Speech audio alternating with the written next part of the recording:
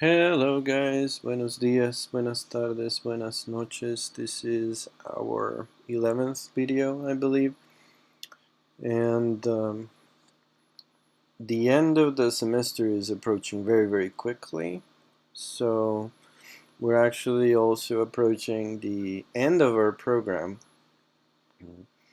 of Spanish 101, so it is time to introduce um, one of the last topics of a certain complexity that we're going to cover in this class. So I'm actually going to do this one in two parts. So what you can expect um, of today's class is actually just a little bit of English grammar.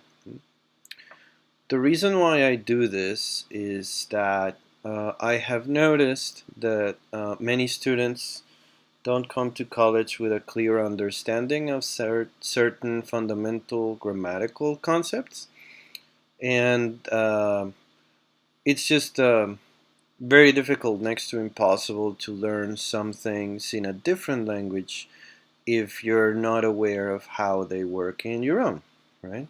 That is no fault of yours, of course. It's just, some people are taught grammar in school, some people aren't, and that's okay. But I'm just going to dedicate this first part of the lesson. Today's lesson is just the first part of a two-part lesson to do an exploration of English grammar, and then the second part, for the second part that I will record tomorrow, we will move on to the Spanish, okay? So today's topic in Spanish is called pronombres de objeto directo.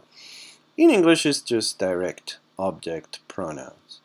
For some of you, if you had a good education grammar-wise in school, this will just be a review, but I'm sure that for many of you, this will be new. So please pay a lot of attention. I'm going to try and be as clear as possible, okay? So let's start with a fairly simple English sentence. The boy eats the apple, okay? And we're just going to classify the words that we find in this sentence according to some categories that we have already studied in Spanish class, right? And we're just going to do it in order, So we're going to start with this little word that the sentence begins with, right? What kind of word is this? I hope you guys remember that this is a definite article, right? We said that the articles precede nouns, right? They come before nouns, and we have two classes. We have the definite articles, right? And the indefinite articles. The definite ones are the ones we use when we want to talk about something specific. The indefinite ones are the ones we use when we want to talk about something in general, right? So the boy, it's clear we're talking about a specific boy. Whereas if I had said a boy, right, it's some boy somewhere, right? It doesn't matter who, right? So this is a definite article, right? Boy, what kind of word is that? Well, we said that the words we use to talk about people or things, right, or animals or abstract concepts, those words are nouns. So boy is a noun, right? How about eats? I hope you remember what kinds of words we use to talk about actions. Verbs, right? So eats is a verb. And then what is that? Well, we know it already, right? That's a definite article, yet again. An apple, that's another noun, right? So these categories we have already learned in class. Definite articles, nouns, and verbs, right? But now I want to do something with this very same sentence. The boy eats the apple. I want to do something else. I want to divide it in a different way. Okay? So let's look at this little division that I'm going to create here. I'm going to take the boy as a unit, okay, I'm not going to divide it into two words. I'm just going to take that as a unit, and I'm going to call it the subject of the sentence.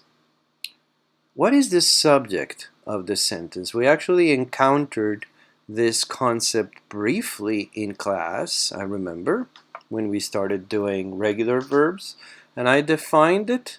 I don't know if it was clear, so I'm going to review that as well.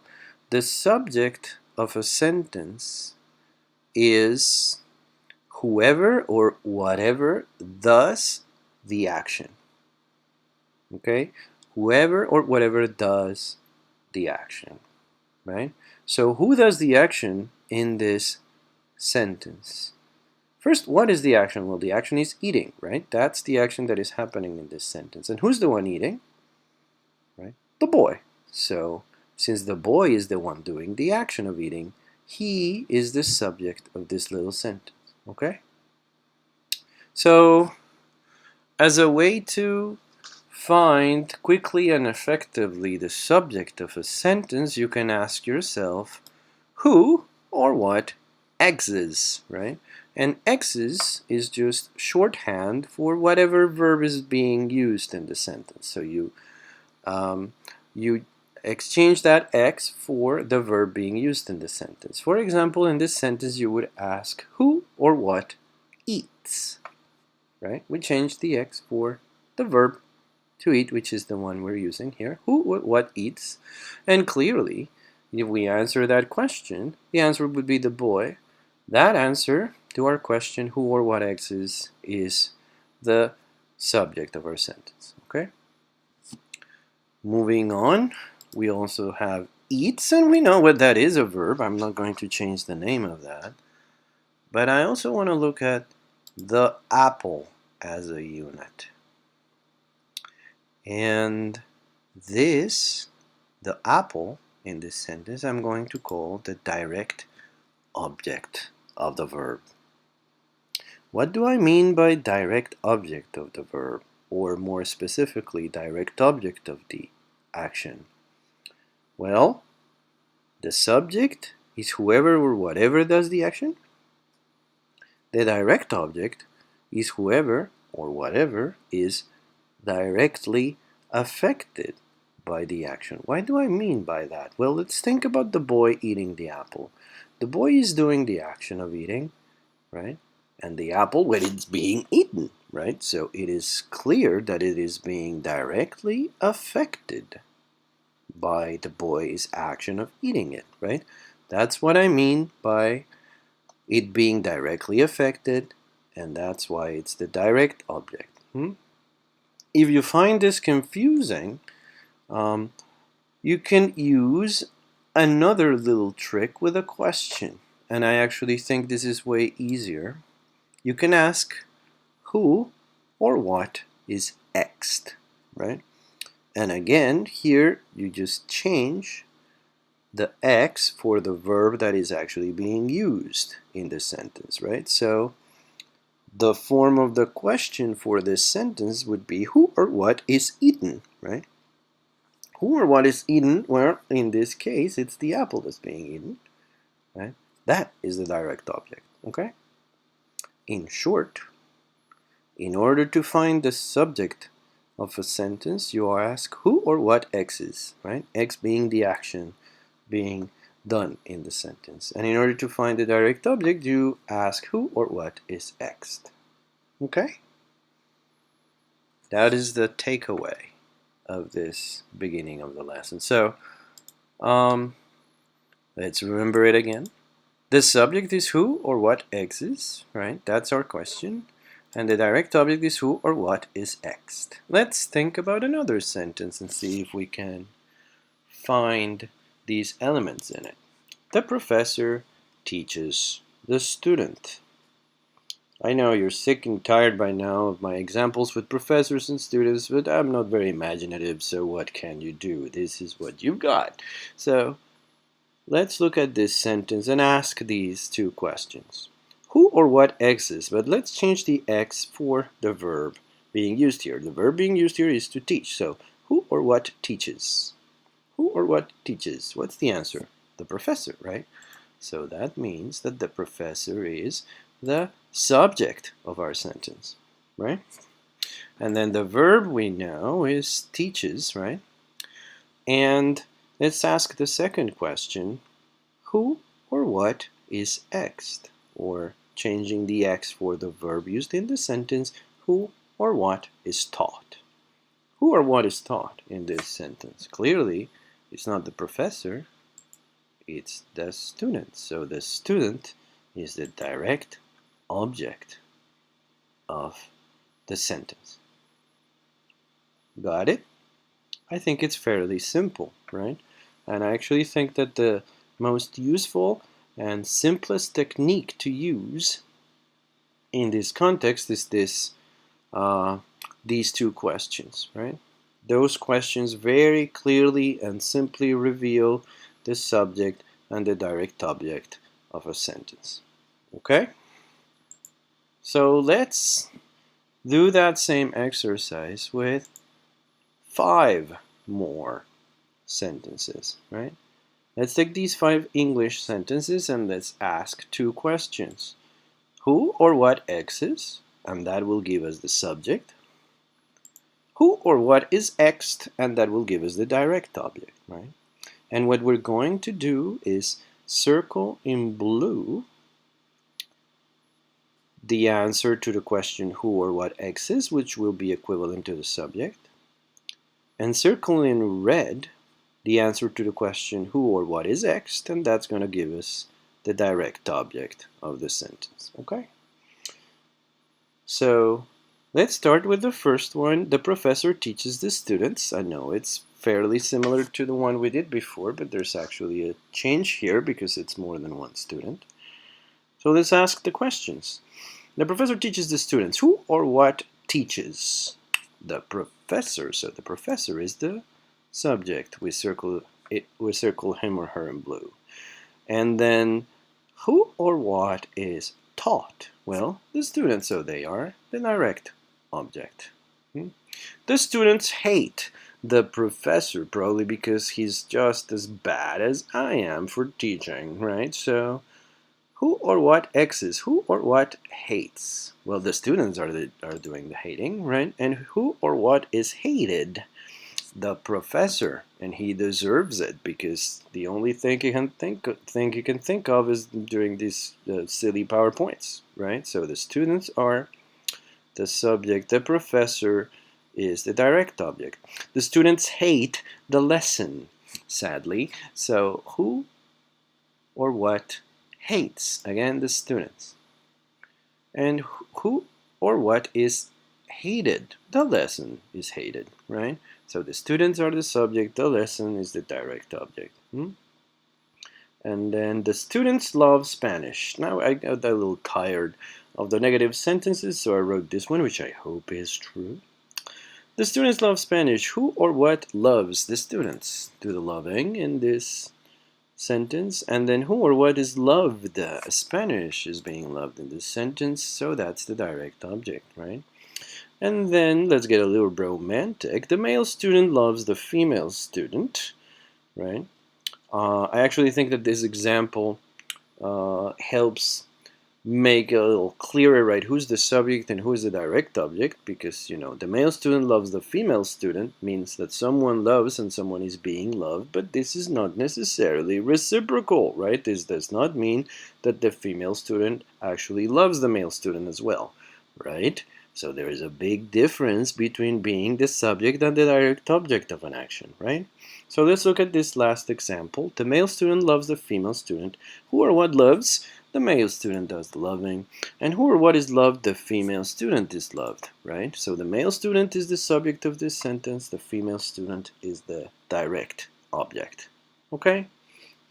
In short, ask who or what X's for a sentence with a verb and you'll get the subject. Ask who or what is X'd for a sentence with a verb and you'll get the direct object.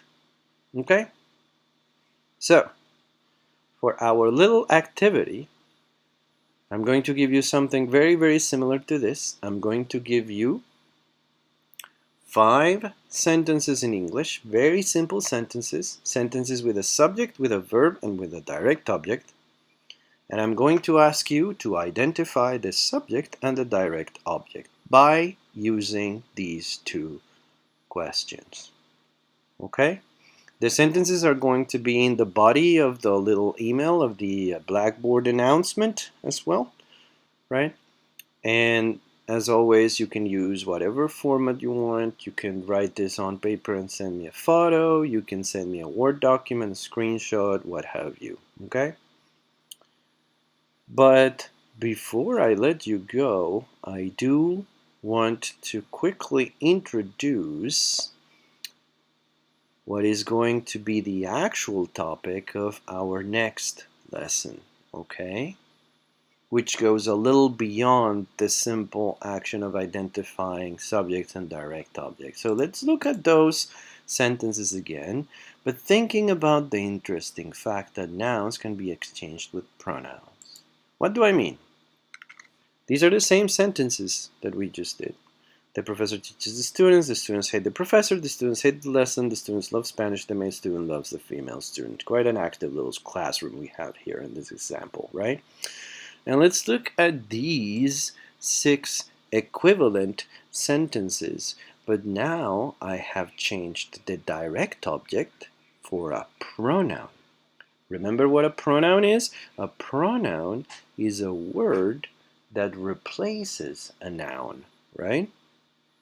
So what is happening here? I changed the professor teaches the students for the professor teaches them, right? Instead of the students, I just said them.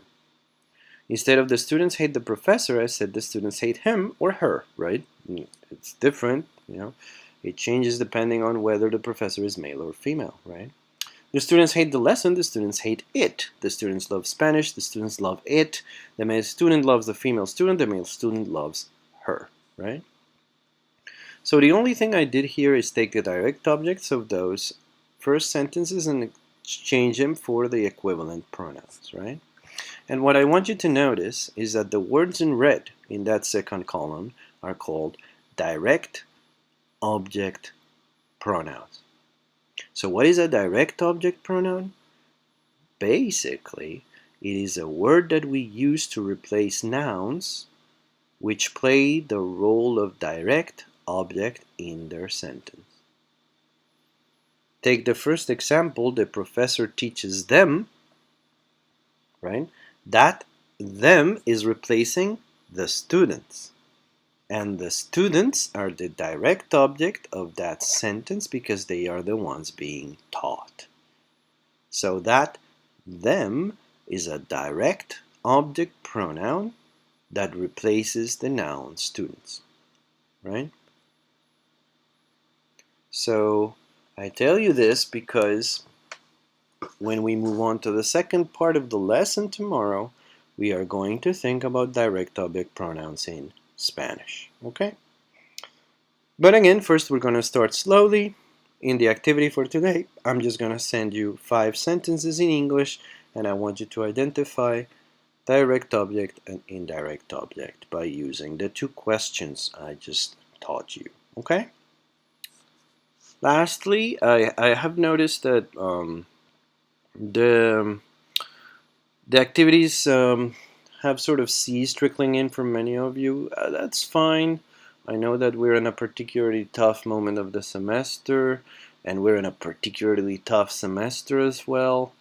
But I just want to emphasize yet again that just please do not worry about deadlines, because I know that some people they start thinking, okay, I've missed just too many activities, I'm already failing this class or whatever, I'm not going to do anything. That's not the right frame of mind for this class, because I'm not giving you any penalties for late work, okay? I'm just receiving it all until the last day that I am, capable of receiving it, which will be 2 days before the official deadline for submitting grades, right? So it's going to be around the 20th of May or so, right? I'll let you know as soon as I know that exact date. So if you're behind, you can still just send the activities, right? And I will grade them, and they will be a part of your final grade, okay? So don't worry if you're behind, but do catch up whenever you're able to, okay? Thank you guys. Hasta luego. Nos vemos mañana.